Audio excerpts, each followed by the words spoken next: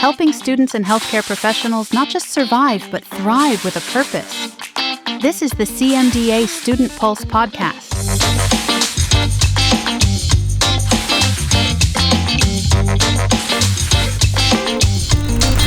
Well, welcome to another episode of CMDA's Student Pulse podcast. I'm Bill Reichart, National Director for our Campus and Community Ministries here at CMDA, and my guest today is Bethany Taylor. Bethany, welcome.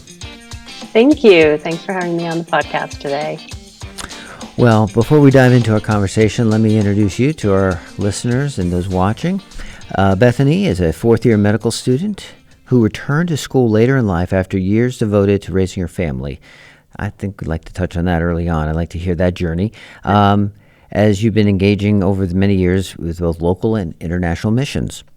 Bethany has worked with refugees in the U.S., advocated for public health in Ethiopian orphanages, founded a nonprofit supporting women and children facing domestic violence in Tanzania.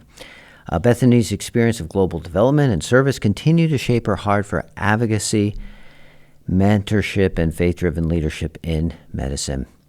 Now, Bethany's been actively involved in CMDA. You served president of your local campus chapter up there in Maine. Currently serve as a Northeast student representative, as well as helping to chair and facilitate our national community, student leadership community. You're a student representative for our Mentorship and Discipleship Commission, and you attended 2 CMDA National Conventions and the International World Congress of CMDA in Tanzania in 2023. And we're going to focus a bunch on that subject during the course of our conversation. But again, Bethany, welcome, and I'm glad you're part of this discussion here today. Thanks. I'm really excited to be here and just to share a bit of my story and talk about my time at the World Congress as well. Yeah. Well, we need to hear about your journey into medicine. Having a non-traditional student as you are, what was the journey that brought you to go back to school to take on this Herculean endeavor, go through medical school and soon to be residency and beyond? Tell me how the Lord led you in that way. Yeah, definitely. So my husband and I, we have 5 children that we've adopted from Ethiopia. And so I stayed home for most of their early years. They were between the ages of 1 and 14 when we adopted them, and now they're 16 to 28. But I stayed home, homeschooled them, was really involved in just kind of the life of our family and in our community. And as they got older, I was kind of looking at this journey of going back to school. Both my husband and I had been involved in missions, kind of pre-children, and we just kind of started thinking about what the next step was for me. And I said, well, I'd really like to go back and finish a college degree. I'm thinking maybe medicine, maybe public health. And so I started taking classes to basically get a bachelor's in pre-med or medical biology. So I finished that in 2017, but move brought our family from Maine to Washington, D.C. At that time. And I was just kind of looking at, okay, God, maybe I'd taken my MCAT already and I was ready to apply to school, but we were going to be specifically in the D.C. area. Didn't know how long. And so I applied to Georgetown and was able to complete a master's in global health. And that really aligned kind of with what my husband and I felt the Lord leading us to in missions, but in a little more organized way and being able to kind of have something sustainable. During that time, I spent actually 3 months in Tanzania doing a research project on prevention of mother-to-child transmission of HIV. And it was during that time that I was really praying and seeking the Lord, okay, is this what you have for me, or am I still supposed to apply to medical school? And I think while I was there, the Lord just kept speaking to my heart, like, you're supposed to be involved more deeply with these people's lives, and not just from the kind of upstream advocacy public health space, but also specifically in their lives. And so I came back and was prepared to apply to medical school, and COVID hit. And it was actually a blessing in disguise because my husband's job just went virtual, and it really gave us freedom to move wherever. And I ended up applying and being accepted back into my home state school at the University of New England College of Osteopathic Medicine.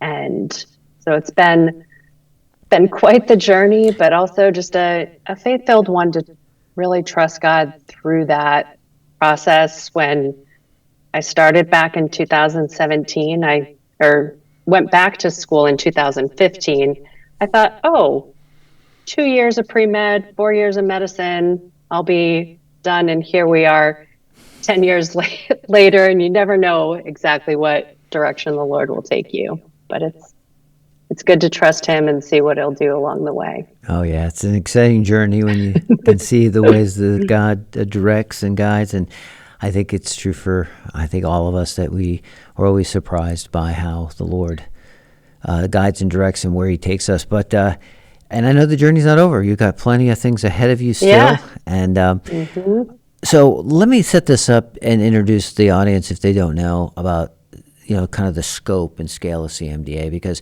many of our listeners and those watching are going to understand CMDA because they're involved in a local chapter like you were. I mean, at your medical school up there in New England, and so they're going to think CMDA is kind of that. They may then get a bigger vision and understand, well, wait a minute, this is a national network and organization, which, again, you've had some experience understanding that through our national convention, pulling together over 1,000 healthcare professionals all across the U.S. And that's exciting when you realize you're not alone, that this is bigger than you ever could have imagined. But then it even gets bigger than that. There is a network of Christian healthcare professionals all throughout the world in countries all across the globe. And that's what you got to experience a couple of years ago in Tanzania. It's called the International CMDA World Congress. It's a quadrennial conference for every 4 years. How did you discover this? What was the draw to? I mean, you're in Maine, or at least somewhere along the East Coast. How do you get to Tanzania, and how do you discover this ICMDA World Congress? Yeah, well, so I'll start by just saying I didn't even know about CMDA coming into school. So when I came to school, I was looking for a Christian student group and found CMDA. And then through that found, oh, wait, this isn't just a Christian student group on my campus. This is actually a huge organization. So I, found out there was a national conference and went to my first one was in Asheville, North Carolina, a couple years ago. And, but I guess it was actually before that conference that I was in my local chapter. And during my first couple years of medical school, I was returning to Tanzania in my summer months that I had off to work with a little mission clinic that I had gotten in contact with when I was there in 2019 doing my research. And so I went one summer, spent 3 weeks volunteering at that clinic, was preparing to go back the very next summer, and then started hearing, oh, wait, the CMDA International Conference is in Tanzania. And I was like, wait a minute, is this where it normally is? It's it moves around. It moves around. Yeah. It's in a different place every year. And I was like, okay, wait, I'm actually planning to be there when this is happening. And I was able to invite my dad, who is now a retired orthodontist. So he went over with me. We spent a few days with the clinic, and then spent the rest of our time at the ICMDA World Congress meeting. The timing couldn't have been more providential because Well, first of all, it's every 4 years, so then it had to be on that right year. It had to be in the right part of the world, and just everything had to align. So, okay, so now you're ready. It was actually like a kilometer the away from the clinic that I was working in. Wow. So it was the clinic staff drove my dad and I back and forth. We stayed at the clinic, and we were so close. I knew the city already in Arusha, Tanzania. So yeah, the Lord just really kind of brought all these things together. Stay tuned for more of this story.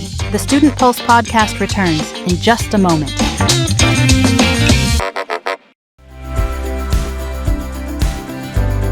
Are you ready for the 2026 CMDA National Convention in Loveland, Colorado? Join us April 21st through the 23rd and worship with our returning guests, Shine. Spend quality time fellowshipping with like-minded Christian healthcare professionals from all over the world. Hear invaluable discussions from plenary speakers and breakouts on a huge number of topics facing healthcare today. Take time in the beautiful surroundings of the Rocky Mountains for personal and spiritual refreshment, and find encouragement for the renewing of your faith. If you haven't registered, now is your last chance to get the best price of the year. Early bird registration prices expire January 19th. Register today at natcon.cmda.org. So there's about 1,000 people, maybe, would you say? Is that a close enough estimate to the amount of individuals that attended the Congress in Tanzania? It might have been a few more than that. Okay. I don't recall the exact number, but over 1,000. Yeah. Right. I guess to the point I'm making, it's a big event with a lot of individuals, and I wanted to make that point because I also want to say, in contrast, we believe you're the only American student that was attending. Which I was kind of surprised, because I was kind of new. I was a couple years into med school, and I was like, oh, I'm going to go. And then I find there's this whole student track, and there are, 10 to 15 to 20 students coming from different countries all over the world. Right. To Tanzania. And so I was like, okay, wait, where's the US students? Where's the Canadian students? Where are even the American doctors that are here? And so what I realized pretty quickly was that, well, there weren't any US students. I don't believe there were any Canadian students either. And then there was just a handful of people from the US there.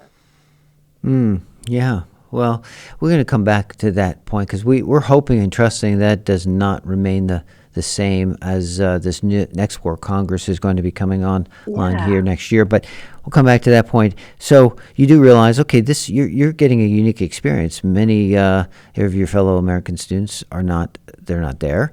They're not experiencing this. So what was it that you, maybe one or two takeaways, things that God really did in and through that conference as you made yourself available, you were there. How did it impact your life, your faith, your vision of the world, your view of God? Yeah, that's really a loaded question, but I think one of the first things that really impacted me was, you step into this huge auditorium and you see people from, I think there was well over 100 countries actually represented at the conference. And you see everybody worshiping all together. And then they had a student track, so I was joining that, and you start talking to medical students from different countries, and you realize, like, hey, we all kind of have some of the same things that we're up against, that we're facing, that are challenging our faith, whether we are in medical school in Africa, Asia, Europe, or there was a handful of people from South America, Central America. We all have very common challenges. We all have, a faith that we're trying to live out in medicine and what God's called us to do. And it was impactful to hear from some students who maybe had some more freedom to pray with patients, to share the gospel with patients, or have an accepting environment. But then there were also students there where it was illegal to share the gospel, and there were a handful of sessions that were really focused on medical missions, and how that can open doors for students, for physicians to travel to different places and be able to practice medicine in places that maybe a missionary just can't go. Right. Yeah. In those creative access countries and places around the globe. Absolutely right. Yeah. I mean, the content, the language was English, right? That was the language. Yeah. So you had access to everything. Yeah.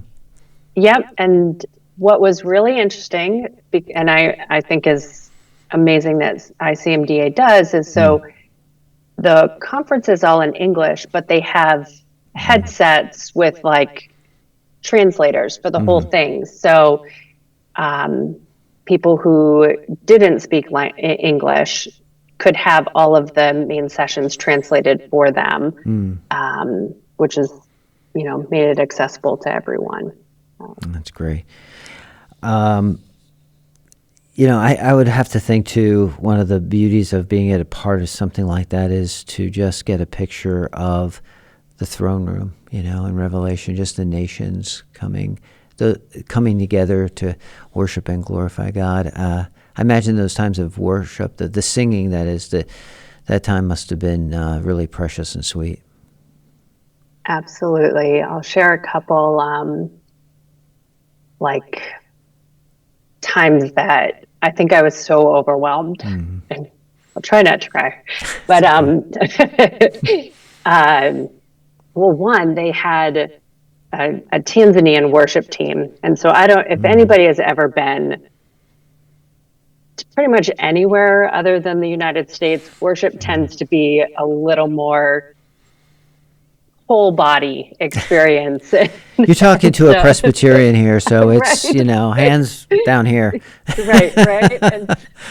And so, they had choreographed dances for some of their songs, and people were just coming down, but they also they incorporated songs from, other languages, and had times when different worship teams were leading a song in their language. And then there was one evening where they had, it was like a ceremony of flags. So all of the flags were brought around, but also every country could, I don't know, it was kind of like a talent show, maybe, what you would call it. But people from each country kind of performed something that represented their country, whether it be a song, a dance, a presentation.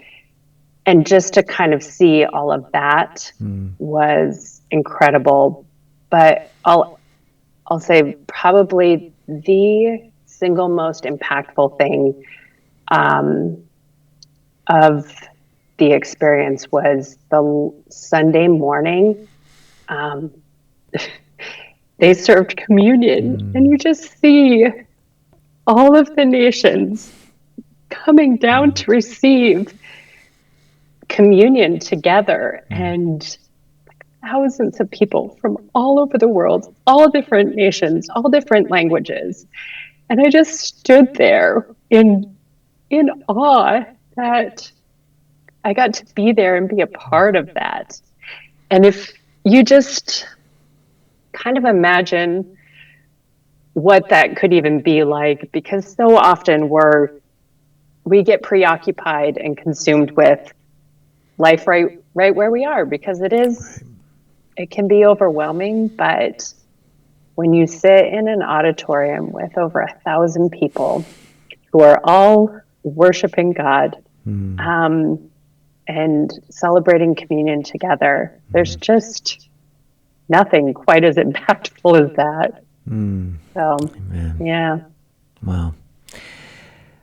Were there any enduring relationships, connections, or networks, Bethany? This was a moment in time, but walking away from the conference to this day, is there something that has had an enduring impact in either in relationships with others or things that you pulled away that you still hold on tightly today that really keep you moving forward, pressing forward into this world of healthcare as a Christ follower? There's not a single person or something that I would still be in conversation with, but similar to how at our national conferences we have like a WhatsApp student group, Right. there was that created for the students there. And for probably a full year after, people would put prayer requests in to that group or send encouraging verses. And so it was like this extension of a connection in as best a way as we could,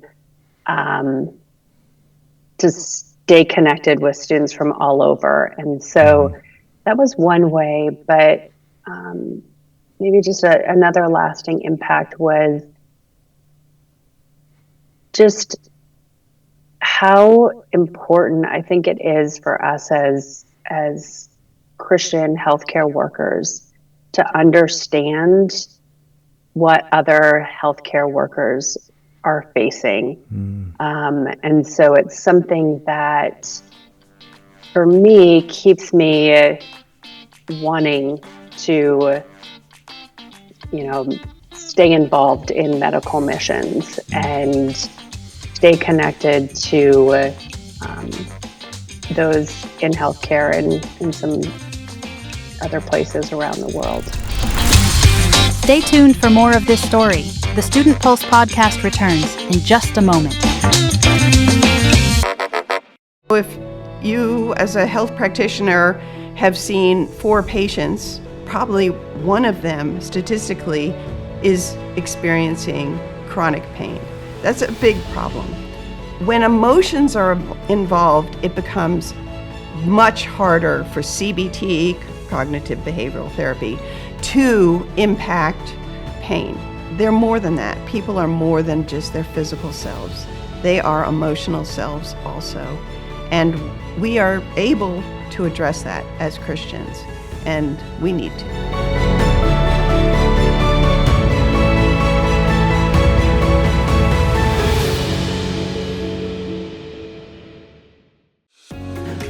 Well, the Lord in His kindness and providence teed up this opportunity. Couldn't have been any better than that. Yeah, exactly.